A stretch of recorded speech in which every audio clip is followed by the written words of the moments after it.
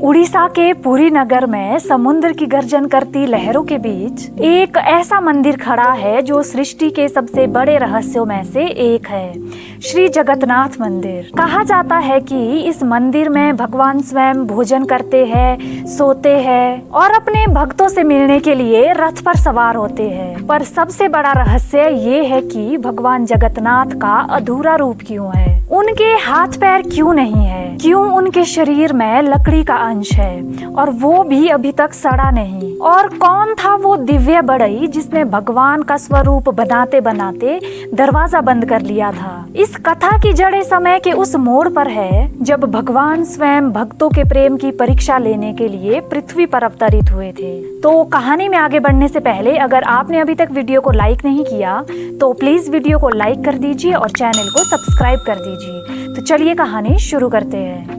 सतयुग के अंत में जब धर्म धीरे धीरे क्षीण होने लगा तो एक दिव्य वाणी आकाशवाणी के रूप में गूंजी कि जब कलयुग आरंभ होगा तो मैं लकड़ी के रूप में अवतरित होऊंगा, मेरे भक्त मुझे जगन्नाथ के रूप में पुकारेंगे। इस भविष्यवाणी को इंद्रधूमन नामक राजा ने सुना। वो मालवा देश के अत्यंत ही भक्त राजा थे। उनका हृदय केवल एक इच्छा से भरा था कि मैं भगवान विष्णु को उनके साक्षात रूप में देखना चाहता हूँ। तो एक रात भगवान ने उन्हें स्वप्न में दर्शन दिए और कहा कि हे इंद्रधूमन, समुद्र तट के समीप नीलाचल नामक पर्वत पर मेरा अद्भुत स्वरूप मिलेगा। वहाँ मेरी एक नीम की लकड़ी में मैं स्वयं प्रकट होऊंगा। तो सुबह होते ही राजा ने समस्त राज्य को लेकर उस दिशा की ओर यात्रा शुरू कर ली। तो समुद्र के किनारे पहुंचकर राजा ने देखा कि वहाँ ना तो कोई मूर्ति थी ना ही कोई मंदिर, लेकिन एक नील वृक्ष मतलब नीम का पेड़ ऐसा था जो अद्भुत चमक दे रहा था। वो वृक्ष मानो जीवित था, उसकी जड़ों से प्रकाश निकल रहा था। तभी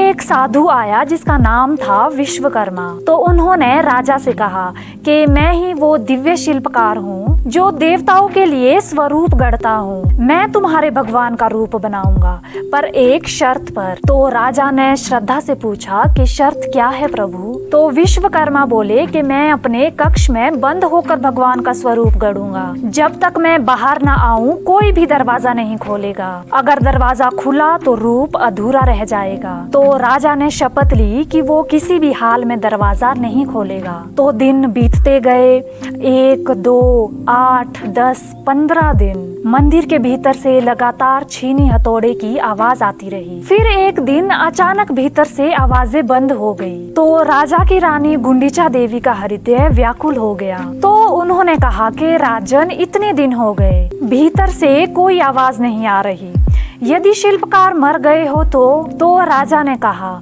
कि हमने वचन दिया है देवी कि हम दरवाजा नहीं खोलेंगे। तो रानी ने आंखों में आंसू भरकर कहा, अगर भगवान का रूप भीतर है तो क्या वो बिना प्राणों के रहेंगे? तो राजा ने विवश होकर दरवाजा खुलवा दिया। दरवाजा खुला और भीतर का दृश्य देखकर सभी के रोंगटे खड़े हो गए। वहाँ भगवान के 3 दिव्य रूप विराजमान थे, श्री जगन्नाथ, बलभद्र और सुभद्रा। परंतु उनके हाथ पैर अधूरे थे, उनकी मूर्तियाँ अधूरी थी, फिर भी चेहरे पर मुस्कान थी, नेत्र खुले थे और शरीर से दिव्य आभा निकल रही थी। राजा पछताने लगे कि मेरी अधीरता ने भगवान को अधूरा कर दिया। तभी आकाश से वाणी हुई कि हे इंद्रधूमन, चिंता मत करो, मैं अधूरा नहीं पूर्ण हूँ, क्योंकि भक्त का प्रेम ही मुझे पूर्ण बनाता है।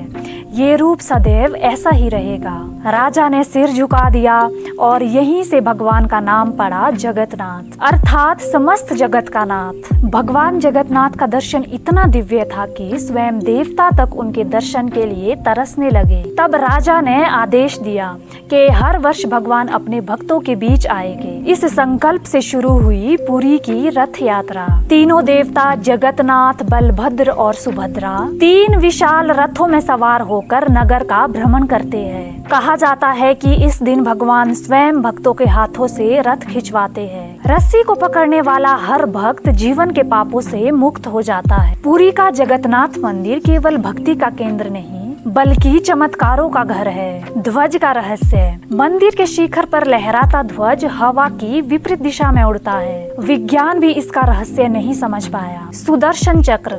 मंदिर की ऊंचाई लगभग 214 फीट है, पर आप पुरी में कहीं से भी देखें, सुदर्शन चक्र एक जैसा ही दिखता है और ऐसा लगता है कि सुदर्शन आपकी ओर ही है। पक्षियों का रहस्य।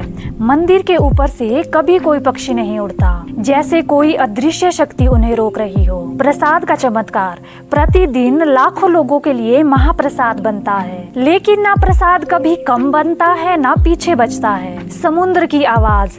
मंदिर के अंदर कदम रखते ही समुद्र की आवाज शांत हो जाती है, जैसे भगवान ने उसे शांत कर दिया हो। हर 12 से 19 वर्ष में एक अनोखा चमत्कार होता है। नव कलेवर अर्थात नया शरीर। भगवान जगन्नाथ का शरीर बदल दिया जाता है। वो नीम की लकड़ी जिसे दरु ब्रह्म कहा जाता है, रात के अंधेरे में विशेष मंत्रों के उच्चारण के साथ पुराने शरीर से स्थानांतरित की जाती है। पुराना शरीर कभी सड़ता नहीं, बस विलीन हो जाता है। ये परिवर्तन इतना रहस्यमय होता है कि कोई नहीं जानता कि वो दरु ब्रह्म कहाँ से आता है। कहा जाता है कि भगवान स्वयं संकेत देते हैं कि मेरा नया स्वरूप कहाँ मिलेगा। पुरी के मंदिर में हर वर्ष एक समय आता है जब भगवान बीमार पड़ जाते हैं। इसे कहते हैं अंसारा काल। इस दौरान भगवान को विश्राम दिया जाता है और किसी को दर्शन नहीं होते। कहते हैं कि ये समय वही है जब भगवान अपने भक्तों से मिलने रथ यात्रा के बाद थक जाते हैं। उन्हें औषधियाँ दी जाती है और कुछ दिनों बाद वो नए जोश से पुनः विराजमान हो जाते हैं। भक्त कहते हैं कि जो पुरी जाकर भगवान जगन्नाथ के दर्शन कर ले, वो स्वयं मोक्ष को पा लेता है, क्योंकि भगवान जगन्नाथ ना तो केवल विष्णु है, ना केवल कृष्ण है, वो संपूर्ण सृष्टि के नाथ है। उनका अधूरा रूप प्रतीक है कि जब मनुष्य का प्रेम सच्चा हो, तब भगवान अधूरे रूप में भी पूर्ण हो जाते हैं। राजा इंद्रधूमन अपने जीवन के अंतिम दिनों में पुरी के समुद्र किनारे ध्यान मग्न बैठे थे, तो उन्होंने कहा कि हे प्रभु, मैंने आपको अधूरा बना दिया, पर आपने मेरा जीवन पूर्ण कर दिया। तभी समुद्र से उठी लहरें आई और जगन्नाथ मंदिर की घंटियां स्वयं बजने लगी। मंदिर के गर्भगृह से हल्की मुस्कान की झलक दिखी, जैसे भगवान स्वयं कह रहे हो, प्रेम ही पूर्णता है राजन। और तभी आकाश से वाणी हुई कि जब तक सूरज और चांद रहेगा, पुरी में मेरे भक्त मेरा नाम गूंजेगा। आज हजारों वर्ष बीत चुके हैं, आज भी वो ध्वनि समुद्र की लहरों में महसूस होती है। जय जगन्नाथ, जय जगन्नाथ। पुरी का जगन्नाथ मंदिर आज भी वही रहस्य समेटे खड़ा है, जहाँ विज्ञान मौन हो जाता है और आस्था बोल उठती है। हर वर्ष रथ यात्रा में जब हजारों हाथ भगवान का रथ खींचते हैं, तो ये केवल एक परंपरा नहीं बल्कि भक्ति का उत्सव है, जहाँ भगवान और भक्त के बीच कोई दूरी नहीं होती, क्योंकि जगन्नाथ का अर्थ ही है वो जो जग के हर कण में निवास करते हैं। शायद भगवान का अधूरा रूप हमें यही सिखाता है कि पूर्णता शरीर में नहीं, भावना में होती है, और जब प्रेम सच्चा हो तो भगवान भी मुस्कुराते हैं। तो ये थी जगन्नाथ जी की अमर कथा। उम्मीद करती हूँ आपको ये वीडियो पसंद आई हो। अगर आपको ये वीडियो पसंद आई हो तो प्लीज़ वीडियो को लाइक कर दीजिए, अपने दोस्तों के साथ शेयर कर दीजिए। चैनल पर नए हो तो चैनल को सब्सक्राइब कर दीजिए।